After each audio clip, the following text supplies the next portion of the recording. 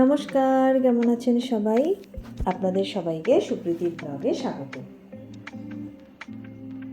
আশা করি দেখে বুঝতেই পারছেন যে ছোট্ট একটি লাইটিং আপনাদের সামনে আসছে, যেখানে শ্রীরাম দাঁড়িয়ে আছেন। একদমই ঠিক, এটা আমাদের কালী পূজা জলপাইগুড়ির একটি ছোট্ট প্যান্ডেলে যাওয়ার রাস্তা, মাসকলাই বাড়ি। তখন আমরা মাসকলাই বাড়ি যাচ্ছিলাম, সেই সময়টাতে ভিডিওটি করা। কালী পুজোও শেষ, ছট পুজোও শেষ, ছুটিও শেষ। সবাই যে যার কাজে ব্যস্ত।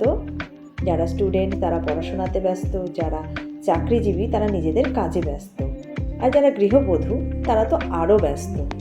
বাচ্চার পড়া, সংসার সামলানো, সব কিছু নিয়ে সবাই ব্যস্ত।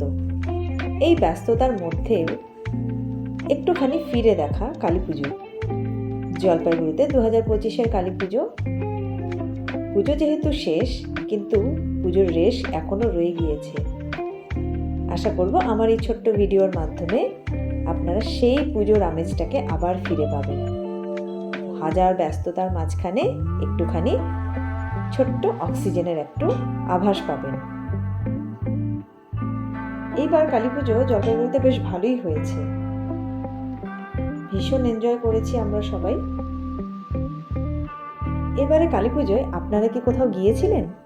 কারণ বেশিরভাগই শুনছি ধূপগুড়ি গিয়েছে। নিশ্চয়ই অনেকেই গিয়েছেন, আবার অনেকে যেতে পারেননি। আমার কিন্তু যাওয়া হয়নি, সেই জন্য এবারে আমরা জলপাইগুড়িতেই ঘুরেছি। একটা কথা আছে, শেষ হইয়াও হইল না শেষ। মানে সব কিছু যেন শেষ হয়ে গিয়েছে, পুজোও নেই, পুজোর আমেজও নেই, সামনে ক্রিসমাস আসতে চলেছে। কিন্তু এই ভিডিওটির মাধ্যমে আপনারা আবার আপনাদের কালী পুজোর ঘোরাগুলোকে অনুভব করতে পারবেন।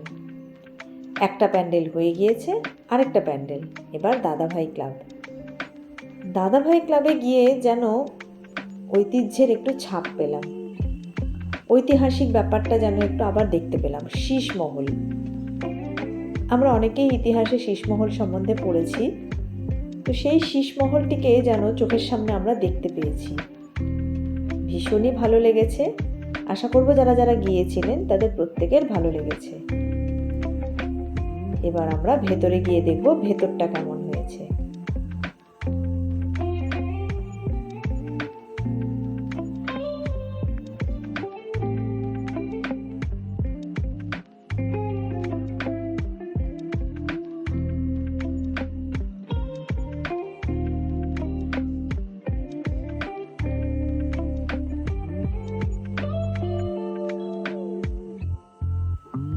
বাইরেটা যতটাই সুন্দর লাগছিল দেখতে, ভেতরটাও কিন্তু ঠিক ততটাই সুন্দর।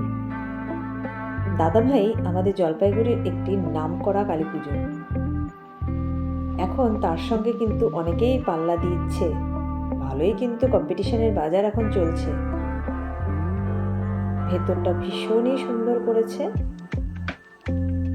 আপনারা যারা গেছিলেন তারা হয়তো লক্ষ্য করে থাকবেন, যেন মনে হচ্ছে কাচের মাঝখানে দাঁড়িয়ে আছি, চারিদিকেই আলো ঠিকরে পড়ছে, যেদিকেই তাকাচ্ছি সেদিকেই যেন আলো ঝলকাচ্ছে।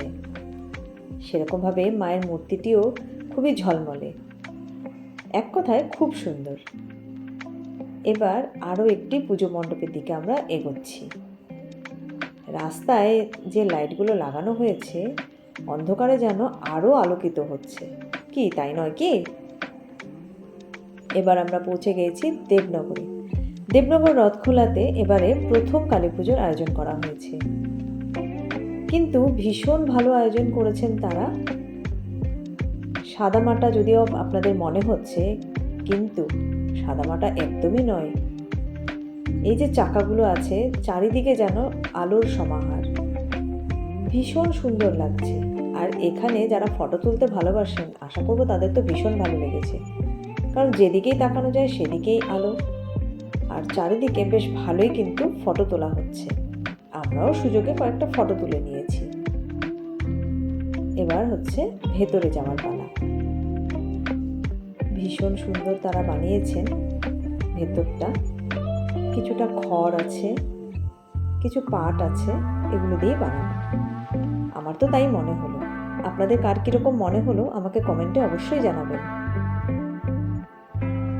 আর আপনারা কি রথখোলাতে গেছিলেন সেটাও কিন্তু আমাকে জানাবেন। গিয়ে আপনাদের অভিজ্ঞতা কেমন হলো। এবারে কিন্তু কালী পুজোতে ভালোই গরম লাগছিল, কি তাই নয় কি? কালী পুজোতে আমাদের কিন্তু হ্যাবিট আছে সোয়েটার পরে ঘোরা, কিন্তু এবারের কালী পুজোতে ভীষণ গরম লাগছিল। রথখোলা থেকে চলে এসেছি ৭৩ মোড়। এটাও একটু ভালো নামকরা পুজো। খুব সুন্দর সাদামাটাভাবে এখানেও পুজোর আয়োজন করা হয়েছে। মণ্ডপটিও বেশ সুন্দর। আপনারা অনেকেই হয়তো গিয়েছেন। দাদাভাই ক্রস করে একদম ৭৩ মোড়। আজকের ছোট্ট ভিডিও আপনাদের কেমন লাগলো আমাকে অবশ্যই জানাবেন। যদি সুপ্রীতির ব্লগ আপনাদের ভালো লেগে থাকে ছোট্ট করে লাইক এবং সাবস্ক্রাইব করে দেবেন। নতুন নতুন ভিডিও পাওয়ার জন্য সাবস্ক্রাইব কিন্তু অবশ্যই করতে হবে। আপনাদের আজকের ভিডিওটি যদি ভালো লেগে থাকে অবশ্যই লাইক করে দেবেন। আজকের এই ছোট্ট ভিডিও আপনাদেরকে পুজোর স্মৃতিটাকে আবার রোমন্থন করালো। এরকমই সুন্দর সুন্দর ভিডিও আপনারা সুপ্রীতির ব্লগে দেখতে পাবেন। তাহলে ঝটপট সুপ্রীতির ব্লগকে সাবস্ক্রাইব করে রাখুন আর দেখতে থাকুন নতুন নতুন ভিডিও। বাই বাই, সবাই আনন্দে থাকবেন।